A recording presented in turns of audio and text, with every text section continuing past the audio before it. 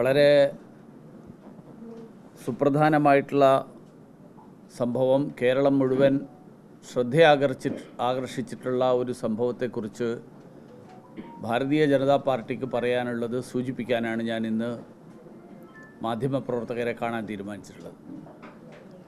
നെടുമങ്ങാട് സ്വദേശിയായ സിദ്ധാർത്ഥ് എന്ന ചെറുപ്പക്കാരൻ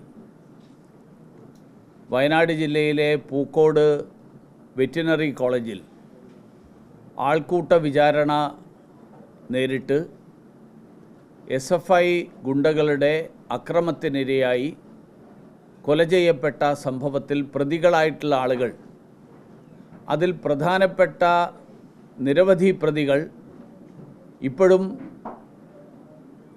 കാണാമറയത്താണ്. പോലീസിന് അവരെ കണ്ടെത്താൻ കഴിഞ്ഞിട്ടില്ല. കാരണം അവരെ സംരക്ഷിക്കുന്നത് CPM ആണ്. പൂക്കോട് കോളേജ് SFIക്ക് സമ്പൂർണ്ണ ആധിപത്യമുള്ള കോളേജാണ്. ആ കോളേജിൽ ഈ തരത്തിലുള്ള സംഭവങ്ങൾ നടന്നതിന് ഉത്തരവാദികളായിട്ടുള്ള ആളുകൾ, അവരെ മാർക്സിസ്റ്റ് പാർട്ടിയാണ് അവരെ സംരക്ഷിക്കുന്നതും അവരെ ഒളിവിൽ താമസിപ്പിച്ചിട്ടുള്ളതും. കഴിഞ്ഞ കാലങ്ങളിലും കേരളത്തെ നടുക്കിയ നിരവധി ഇത്തരത്തിലുള്ള സംഭവങ്ങളിൽ, TP ചന്ദ്രശേഖരൻ കൊലപാതകം ഉൾപ്പെടെയുള്ള സംഭവങ്ങളിൽ മാർക്സിസ്റ്റ് പാർട്ടി പ്രതികളെ സംരക്ഷിച്ചത് എങ്ങനെയാണ് എന്ന് കേരളം മുഴുവൻ കണ്ടിട്ടുള്ളതാണ്. അന്ന് ചന്ദ്രശേഖരൻ വധക്കേസിലെ പ്രതികളെ കിട്ടിയത് മുടക്കോഴി മലയിലാണ്. MV ഗോവിന്ദൻ കേരളത്തിലെ ജനങ്ങളോട് പറയേണ്ടത്, സിദ്ധാർത്ഥിൻ്റെ കൊലപാതകത്തിന് ഉത്തരവാദികളായിട്ടുള്ള ആളുകളെ ഏത് മുടക്കോഴി മലയിലാണ് ഇതേപോലെ ഒളിവിൽ താമസിപ്പിച്ചിട്ടുള്ളത് എന്നുള്ളത് കേരളത്തിലെ ജനങ്ങളോട് പറയണം.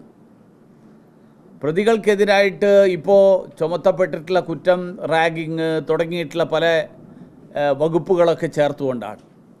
വാസ്തവത്തിൽ നടന്നിട്ടുള്ളത് ആൾക്കൂട്ട വിചാരണയും അതിനെ തുടർന്നുള്ള ഒരർത്ഥത്തിൽ കൊലപാതകവുമാണ്.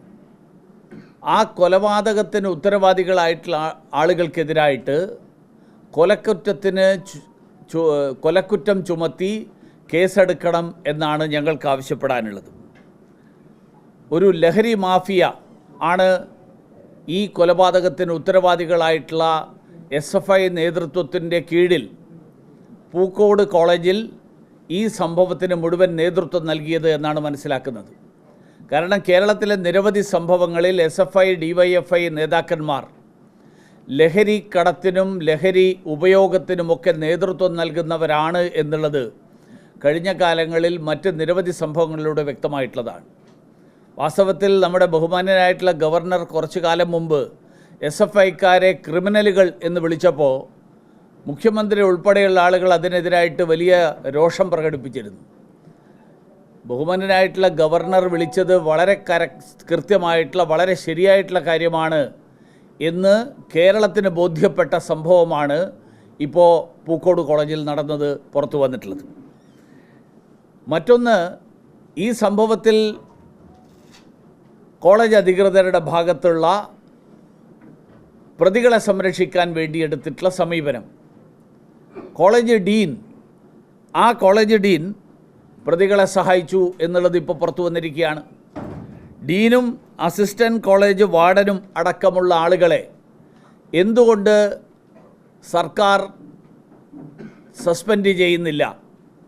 കാരണം അവരെ കൂടി ഈ കുറ്റകൃത്യത്തിൽ പ്രതികളാക്കപ്പെടേണ്ടതാണ്. കാരണം ഈ സംഭവം നടന്ന് 6 ദിവസം കഴിഞ്ഞിട്ടും ഇതിനെക്കുറിച്ച് ഒന്നും അറിയില്ലായിരുന്നു എന്ന് പറയുന്നത്